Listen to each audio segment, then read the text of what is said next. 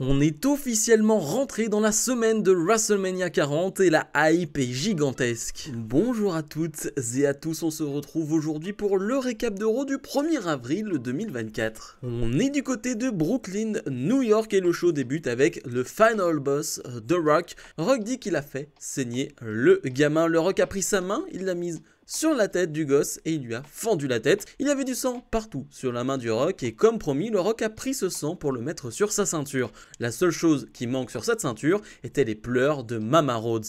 The Rock est un homme de parole. Il l'a murmuré à Cody au début du show qu'il allait le faire saigner et tous les fans pleurnicheurs de Cody n'ont pas aimé ça. Tous les pleurnicheurs étaient tellement furieux. Avons-nous des pleurnicheuses de Cody ce soir? The Rock dit qu'il a promis de battre Cody comme un chien et il l'a fait. Il y a quelques réactions qui l'ont fait sortir de ses gonds. On voit des vidéos sur les réseaux sociaux d'enfants qui pleuraient suite à ce segment. The Rock dit que des choses comme ça lui brisent le cœur. On a des petits à la maison, lui aussi. Il est un père fier de ses 3 filles, alors ça lui brise le cœur de voir des vidéos de la sorte. Par contre, tous ces enfants qui pleuraient, il demande aux parents de les mettre devant la télé car l'oncle Rock va sortir un peu de gospel. Il y a des moments dans la vie où les hommes doivent faire ce qu'ils doivent faire. Il y a aussi des moments dans la vie où les gens mettent le nez où ils ne devraient pas. Il y a des moments où les gens disent de la merde comme Cody. Il y a des moments où The Rock doit lui botter les fesses encore et encore. The Rock dit qu'on sent l'énergie car maintenant le catch professionnel est cool. Les ratings ont explosé grâce à The Rock. Ce soir, il y a un record sur la vente de billets d'euros et il y a une raison car enfin, il reste 5 jours avant WrestleMania et enfin, le Final Boss est de retour à Brooklyn. Mais il n'est pas venu seul. La musique de Roman Reigns retentit et la Bloodline arrive sur le ring. Roman Reigns demande à Brooklyn de le reconnaître en tant que chef de tribu. Reigns dit que si on a vu son documentaire hier, on sait déjà que c'est la famille avant tout. C'est ainsi qu'il a toujours opéré et qu'il s'est senti. Il n'est pas venu ici pour rien, mais bien pour reconnaître sa famille. La foule va chanter Yeet. Reigns dit qu'il n'y aura aucun Yeet ce soir. S'il continue avec les Yeet, il va même se barrer. La foule reprend les Yeet. Reigns dit qu'il veut féliciter sa famille, alors merci de rester silencieux. Reigns dit qu'il veut remercier son cousin car ce sera le WrestleMania le plus facile de sa vie. Un match par équipe pour déterminer la stipulation de dimanche soir, c'est facile. Ils vont écraser ces idiots et dimanche ce sera Bloodline Rules. Alors merci à The Rock, mais le Rock a été encore plus loin en faisant saigner Cody. On l'a vu partout sur internet, il a donné une raclée à Cody. C'était bien de le voir faire ça, alors pour ça, il doit remercier The Rock encore une fois. Seulement, le Final Boss peut bien faire ça et être le leader. Cody n'est pas capable d'être un leader. Cody est chanceux d'être ici alors que la Bloodline devenait cool en 2020. Cody était ailleurs, à rien faire et Cody a décidé de revenir pour profiter de leur aura. Mais maintenant, ça suffit. Ils ne peuvent pas laisser Cody aller au sommet. C'est leur montagne, ils dirigent ce business. La musique de Seth Rollins va retentir. Rollins arrive par la foule. Rollins dit qu'ils sont stupides s'ils pensent qu'il va venir sur le ring. S'ils veulent se battre, ils devront venir dans la foule et se battre avec la ville de Brooklyn. Rollins dit qu'ils ont dépassé les limites lundi dernier, alors le temps pour parler est terminé. Il est prêt pour se battre et il ne parle pas dans 5 jours à WrestleMania, il veut se battre ce soir. C'est le plus grand Raw de l'histoire, alors Brooklyn mérite le plus grand main event de l'histoire. The Rock croit que tout le monde est ici grâce à lui, alors pourquoi ne pas passer à l'action en main event et avoir The Rock contre Seth Rollins? Mais il ne pense pas que The Rock a les coronets, mais peut-être qu'il en reste un peu chez Roman Reigns. Alors si The Rock refuse le match, il peut affronter Roman Reigns. Ils peuvent décider de qui va l'affronter, ils peuvent même décider de la stipulation comme un First Blood match. Qui aura les coronets? The Rock dit que Rollins vient challenger le Final Boss et le champion le plus dominant de la WWE. Est-ce que Rollins a vu ce qui est arrivé à Cody lundi dernier? Rollins ne veut pas finir pareil. Rollins ne va pas affronter The Rock ou bien Roman Reigns. Rollins va s'asseoir et profiter de ce qu'il va lui faire vivre.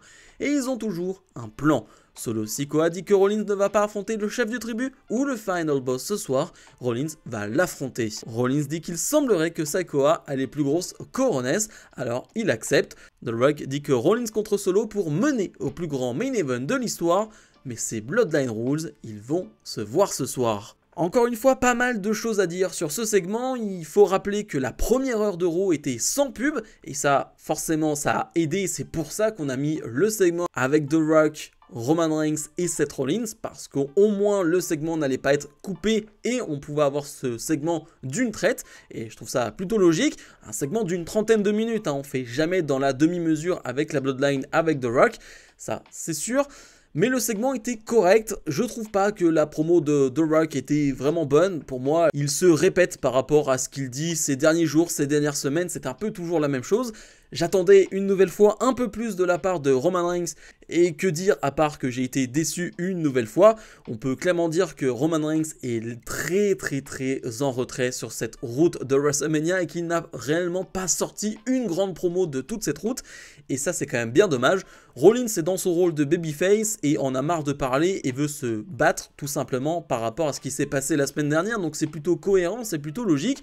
Mais voilà, il y avait une ambiance de dingue, ça on peut pas l'enlever, l'ambiance était totalement folle, ce qui a clairement sublimé ce segment qui pour moi était correct mais sans plus. Le Judgment Day fait face à DIY et le New Day, on a un combat qui va durer 5 minutes sans pub, donc on est toujours dans cette première heure et c'était sympathique mais ça ne va pas aller plus loin. C'est 4 équipes qui vont s'affronter du côté de WrestleMania, ou plutôt 3 équipes, hein, le Judgment Day ne forme qu'une équipe et donc c'était plutôt intéressant de voir un peu ce que ça pouvait donner, mais concrètement on va pas aller très loin. On va avoir une belle performance de la part d'un Johnny Gargano qui d'ailleurs va prendre beaucoup de risques avec ce Suicide Dive qui va aller beaucoup trop loin et on va le voir percuter la table des commentateurs. J'ai eu très peur sur le coup et j'ai pas vu de nouvelles là-dessus. J'espère qu'il ne s'est pas blessé à quelques jours de WrestleMania, ce serait quand même un peu bête, mais pas grand chose à dire sur le combat. Damien Priest va donner la victoire au Judgment Day de manière clean en faisant le tomber sur Ciampa, je crois.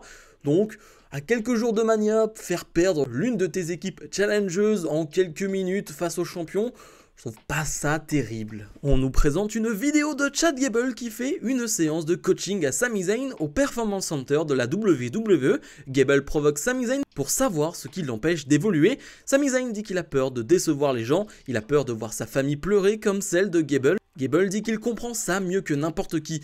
Zayn est à son meilleur lorsque les gens doutent de lui, alors il lui a dit ce qui était nécessaire. Sami Zayn reprend son entraînement avec plus de férocité avec Gable. Sami Zayn prend sa revanche sur Bronson Reed dans un combat de 7-8 minutes et c'était pas mal, c'était vraiment pas mal. Alors on a eu la première pub du show dans ce combat là, ça devait arriver à un moment donné, mais surtout comme je l'ai dit auparavant, c'est vraiment très cool le fait qu'ils aient mis Chad Gable en tant que coach de Sami Zayn, c'est une très belle idée, il arrive bien à le motiver et je trouve que tout ça fait sens et je trouve que c'est très bien amené. Le combat est bon et j'ai vraiment une pensée dans ce type de combat là à quelques jours de WrestleMania, c'est ne te blesse pas, ne te blesse pas, ne te blesse pas, et c'est ça avec tous les catcheurs qui vont combattre à WrestleMania et ça sera le cas pour SmackDown ce vendredi aussi.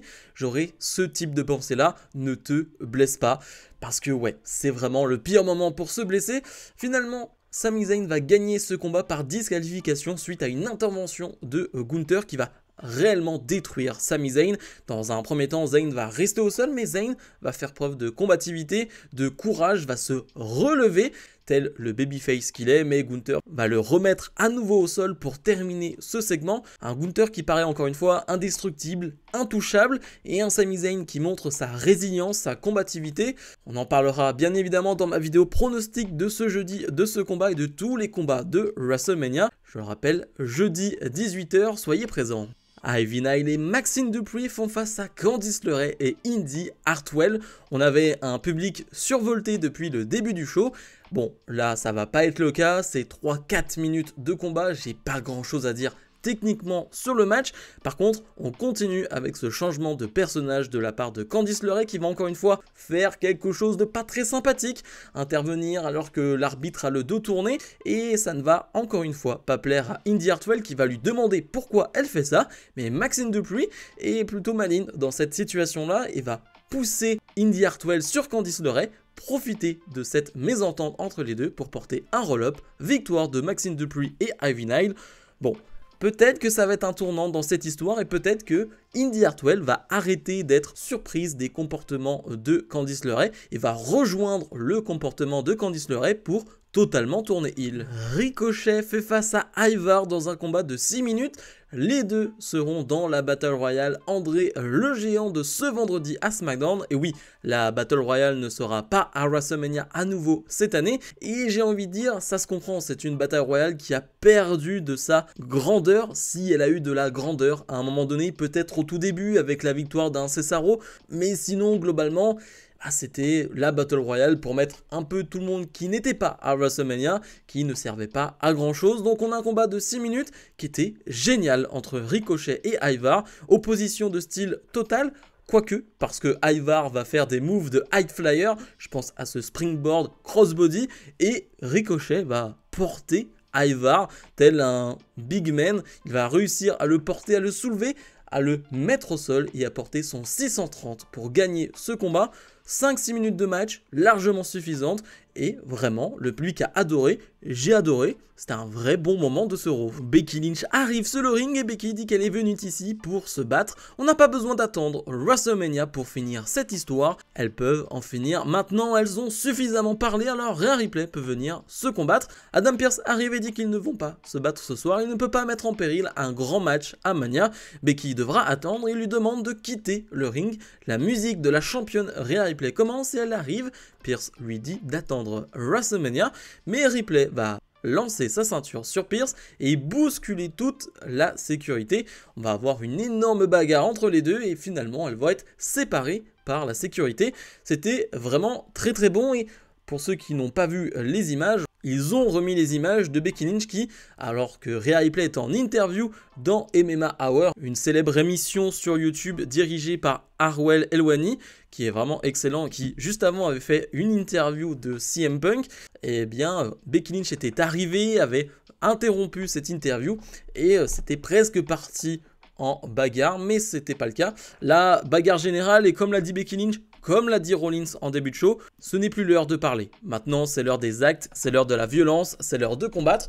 Et j'aime cette mentalité. Damage Control font face à Tegan Nox, Shayna Baszler et Zoey Stark. Un combat de quelques minutes, un match un peu random, il faut l'avouer. Je m'attendais pas réellement à voir ce match à Raw à quelques minutes du main event, mais c'était correct. On va surtout retenir la performance de Zoey Stark qui va clairement réveiller le public qui en a pas grand chose à faire et je peux pas vraiment les blâmer.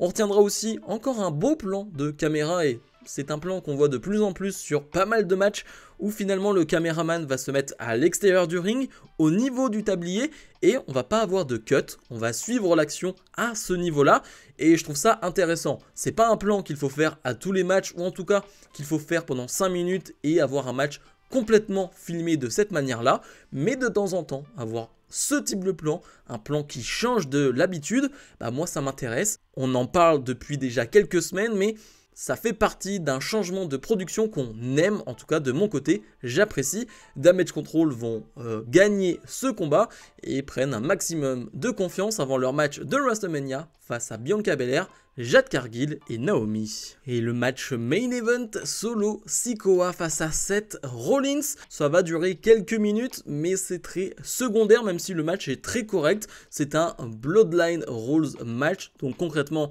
il n'y a pas de règles, on peut faire tout ce qu'on veut. On va pouvoir sortir des tables au plus grand bonheur du public. Je crois que dans un premier temps, c'est Solo qui va porter un Samoan Drop sur une table. Dans un second temps, c'est Seth Rollins qui va réussir à porter une Powerbomb sur Solo Sikoa sur une table. Mais Jimmy Uso va intervenir à ce moment-là. Jey Uso va donc arriver. Et on va avoir quelques secondes où on ne va pas voir Jey et Jimmy en backstage. Et là, on va revoir Jey Uso, mais il est attaqué par The Rock.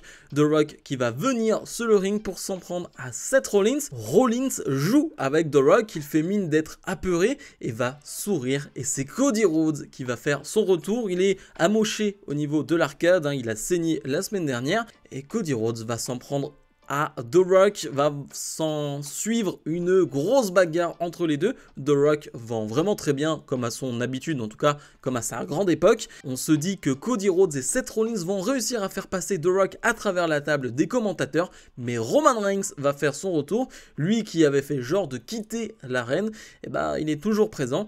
Et là va s'en suivre une destruction totale. The Rock et Roman Reigns vont prendre une ceinture, une certaine ceinture d'un Cody Rhodes et vont détruire Cody Rhodes et Seth Rollins à coups de ceinture. Ça rappelle le segment de la semaine dernière.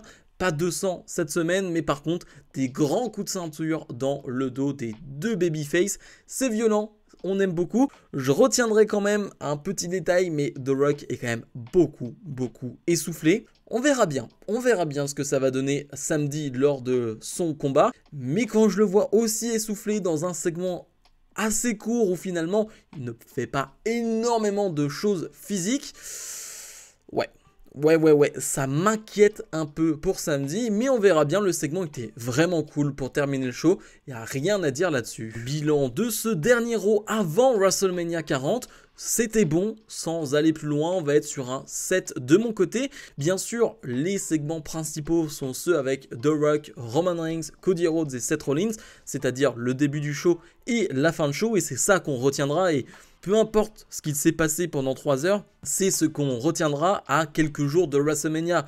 Et qu'on aime ou qu'on n'aime pas, c'est factuel, c'est le cas, c'est ainsi.